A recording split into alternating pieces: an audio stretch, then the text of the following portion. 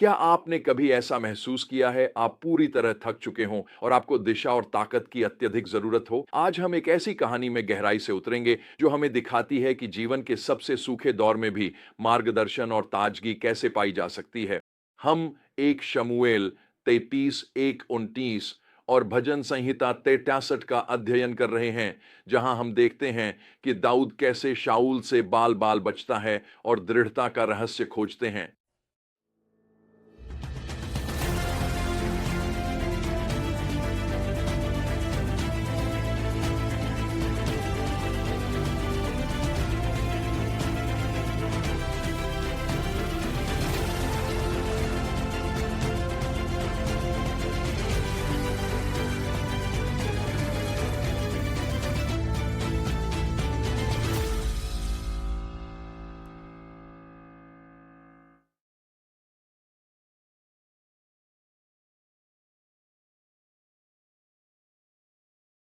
इस अंश का मुख्य संदेश भजन संहिता 301 में पाया जाता है।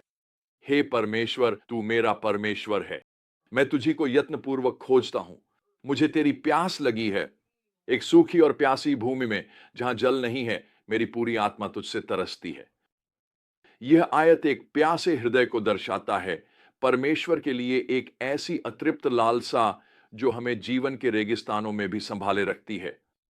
हमारी कहानी शुरू होती है जब दाऊद को किला पर पलिश्तियों के हमले की खबर मिलती है। विशेष रूप से एक भगोड़े होने के बावजूद दाऊद की पहली प्रवृत्ति मदद करने की होती है। लेकिन ध्यान दें कि वह कार्रवाई करने से पहले क्या करता है। वह यहोवा से पूछता है। निर्णय लेने से पहले परमेश्वर से मार्गदर्शन मांगने की यह आदत दाऊद के नेतृत्व की पहचान बन जाती है और उसके जीवित रहने की कुंजी भी। जब दाऊद के लोग पलिश्तियों का सामना करने को लेकर डर व्यक्त करते हैं, तो दाऊद उनकी चिंताओं को नजरअंदाज नहीं करता, बल्कि वह पुष्टि के लिए फिर से परमेश्वर के पास जाता है। यह हमें सिखाता है कि परमेश्वर से दोबारा पूछना ठीक है, खासकर जब दूसरे लोग आप पर निर्भर हों।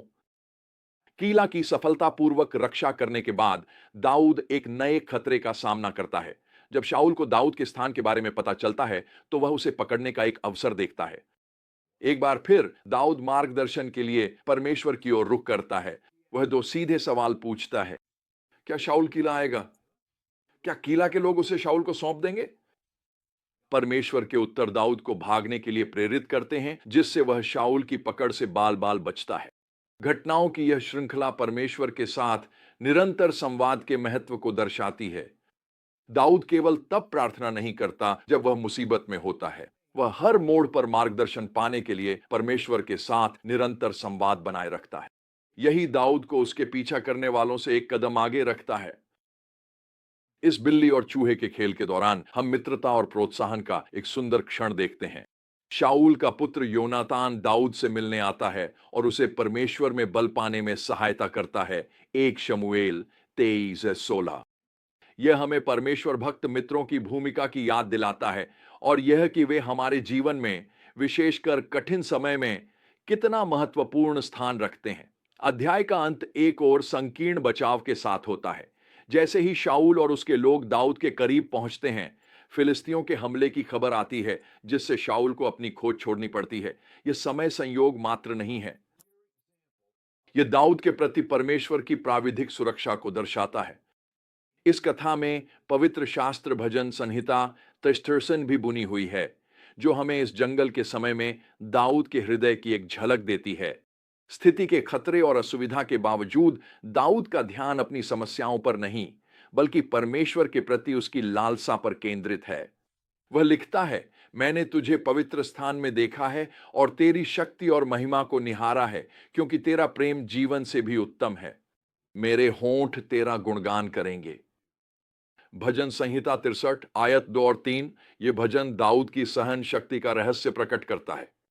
उसकी परिस्थितियां चाहे सूखी और कठिन हो, लेकिन उसका आत्मा परमेश्वर की तीव्र खोज से अच्छी तरह सिंचित रहता है।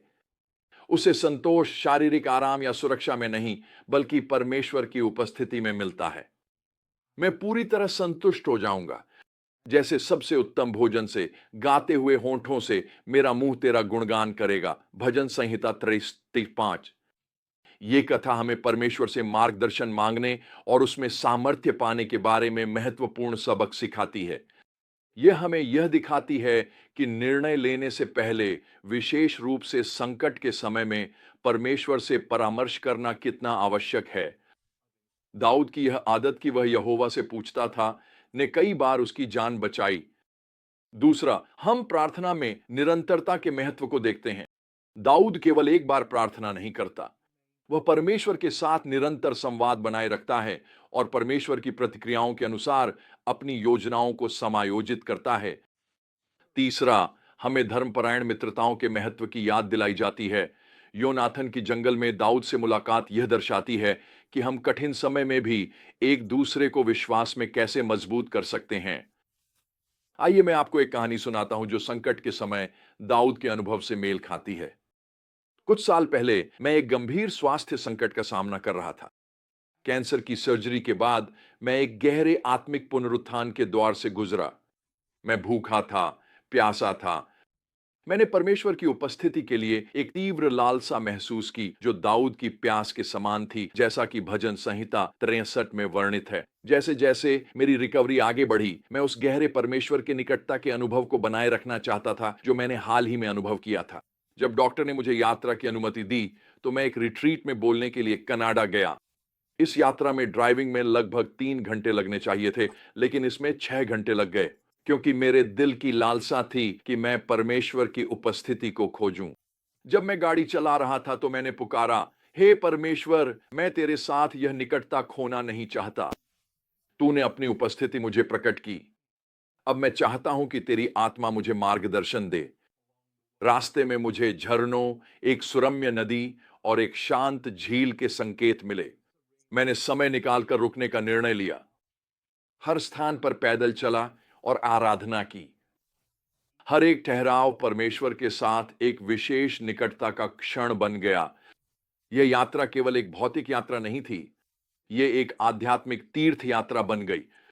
जब तक मैं रिट्रीट सेंटर पहुंचा, मुझे यह स्पष्ट हो गया था कि परमेश्वर ने मेरे भविष्य के लिए महान योजनाएं बनाई हैं। वह यात्रा मेरे जीवन और सेवकाई में एक निर्णायक मोड़ बन गई, जिसने मुझे उसकी आत्मा में चलना सिखाया। ठीक वैसे ही जैसे दाऊद ने किया था, तो हम आज इन सत्यों को अपने जीवन में कैसे लागू कर सकते हैं? सबसे पहले, हर निर्णय, चाहे बड़ा हो या छोटा, उसमें परमेश्वर के मार्गदर्शन को खोजने की आदत विकसित करें। फिर नियमित प्रार्थना और आराधना के माध्यम से परमेश्वर की उपस्थिति के लिए प्यास को बढ़ाएं और अपने चारों ओर ऐसे धार्मिक मित्रों को रखें जो आपके विश्वास को प्रोत्साहित कर सकें। और अंत में, कठिन समय में अपनी परिस्थितियों पर नहीं, बल्कि परमेश्वर के प्रेम और विश्वास योग्यता पर ध्यान केंद्रित करें। याद रखें कि परमेश्वर का मार्गदर्शन और सुरक्षा अक्सर अप्रत्याशित तरीकों से आती है।